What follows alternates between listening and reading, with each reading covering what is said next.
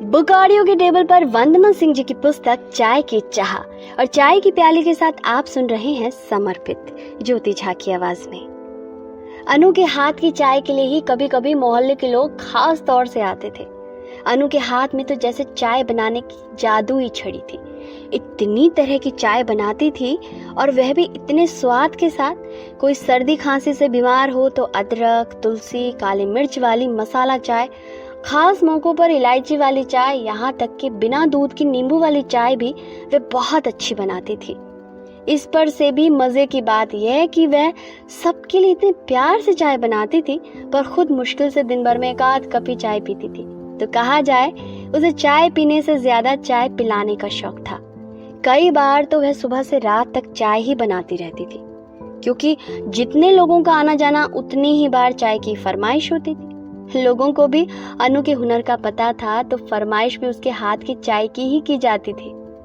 अनु मेरी छोटी बहन है, जो मुझसे 5 साल छोटी है, लेकिन ना जाने क्यों उसके सामने मुझे लगता है मैं उसकी छोटी बहन हूँ और वह मेरी बड़ी बहन। इतनी समझदार, इतनी सुलझी हुई, इतनी बेबाक कि किसी भी परिस्थिति को वह अकेले ही संभाल ले। उसने मुझे बिल्कुल बड़ी बहन जैसे संभाल कर रखा था। मैं पहले स्वभाव से कम बोलती थी। पहले इसलिए क्योंकि अब और पहले में मुझ में बहुत परिवर्तन आ गया है। जैसा कि मैं पहले कम ही बोलती थी, यहाँ तक कि कोई कुछ सुना भी देता था तो मैं बोल नहीं पाती थी। वही मेरी बहन अनु के सामने कोई मुझे कुछ नहीं बोल सकता था, या यूं कहूँ मेरे सामने वह मेरे लिए ढाल बनकर तैयार रहती थी।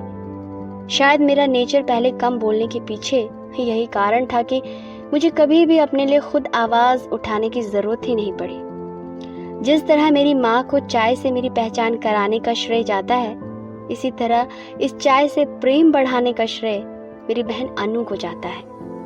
इसलिए तो जब ये चाय पर किताब लिख रही थी तो मेरी आंखों के सामने कितनी ही बार अनु आ जाती थी और दिल करता था काश वह यही आसपास होती, अपनी मुस्कान और मेरे लिए एक कप चाय के साथ।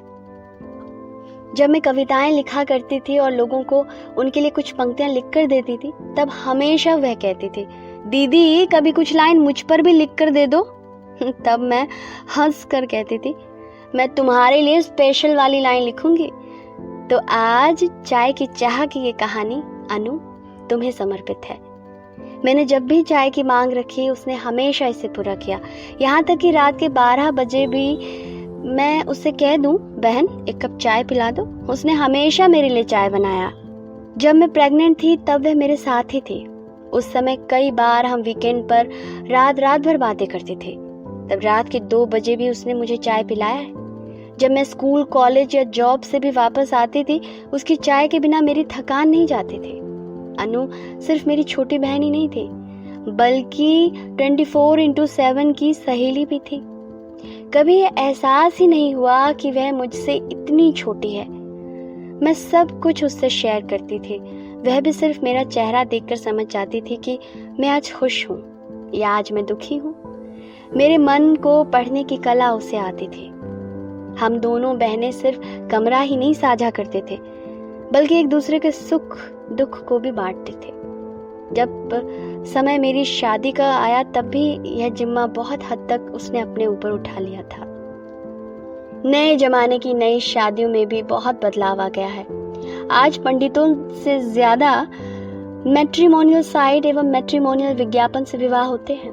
मेरे लिए भी ऐसे ही रिश्ते ढूंढे जाते थे। अनु प्रत्येक रविवार अखबार में उपयुक्त रिश्ते, या यूं कहूँ मेरी पसंद के अनुसार रिश्ते चुनकर उन्हें फोन करती थी। हेलो जी अंकल, मैंने अखबार में आपके लड़के से रिलेटेड डिटेल देखी है। मेरी बहन है जिसके लिए हम रिश्ता देख रहे हैं। इतना कहने के बाद अनु मेरी सारी जानकारी कद से लेकर पढ़ाई तक लड़के वालों को बताती। अगर सामने से उत्तर सकारात्मक मिलता तो बात फोटो और बायोडाटा पर शेयर करने की होती थी। उस समय हमारे घर पर डेस्कटॉप या लैपटॉप नहीं था, तो अनु ही इंटरनेट कैफे जाकर सभी लड़के वालों को मेरी फोटो और बायोडाटा शेयर करती थी। यह भी उसकी ही जिम्मेदारी होती थी कि बीच में फिर से जाकर लड़के वालों ने लड़के का फोटो और बायोडाटा शेयर किया तो उसे वह लेकर आए।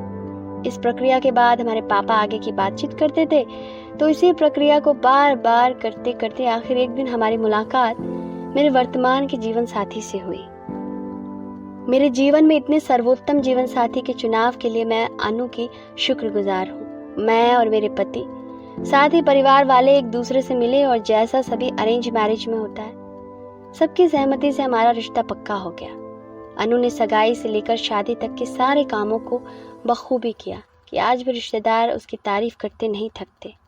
अनु और मैं आज अपने जीवन में व्यस्त हैं, पर दिलों की नज़दीकियां वैसे ही बरकरार है। आज भी जब हम मिलते हैं, चाहे वो मेरे घर पे ही क्यों ना आए, जैसे ही मैं चाय बनाने जाती हूँ वह मुझे बिठाकर कहती है, बैठो ना दीदी, मैं चाय बना कर लाती हूँ। यह सही ही कहा गया है। बहनों का रिश्ता समय के साथ और मजबूत हो जाता है। बहन हमेशा वही पहले वाली बहन ही होती है।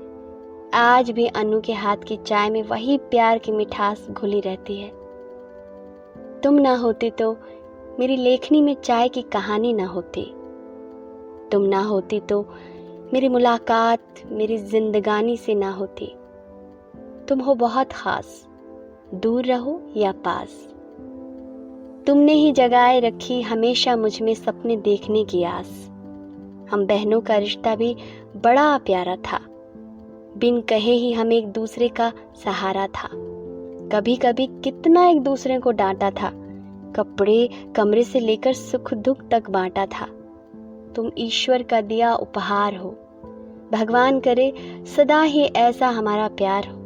तुम मेरे लिए क्या हो, शब्दों में व्यक्त नहीं कर सकती। मेरे जीवन में जब भी तूफान आया है, सदैव मैंने तुम्हें अपने नजदीक पाया है।